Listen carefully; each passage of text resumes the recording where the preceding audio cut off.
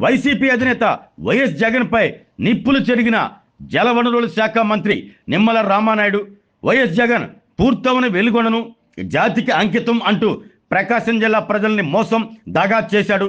పూర్తవని వెలుగొండను పూర్తి చేశాను అని వైఎస్ జగన్ అనటం ప్రపంచంలోనే 8వ వింత.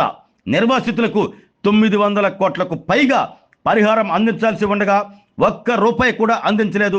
గతంలో 2014, 2019లో టీడీపీ ప్రభుత్వంలో అప్పటి ముఖ్యమంత్రి చంద్రబాబు 1370 కోట్ల నిధులు కేటాయించి 1319 కోట్లు అనగా 96% ఖర్చు చేశారు.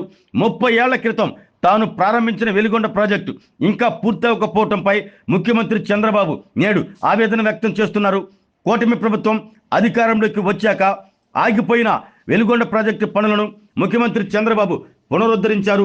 ఫీడర్ కెనాల్ లైనింగ్ మరియు 3 కిలోమీటర్ల పొడవున రిటైనింగ్ వాల్ నిర్మాణ పనుల కోసం ఇటీవలే 456 కోట్లతో టెండర్లు పిలిచాం. ఈ నెలలోనే ఫీడర్ కెనాల్ పనులు మొదలుపెట్టబోతున్నాం. టన్నెల్ 2లో టీఎంబీ మిషన్ తొలగించడానికి సాంకేతిక నిపుణుల కమిటీని నియమించాం.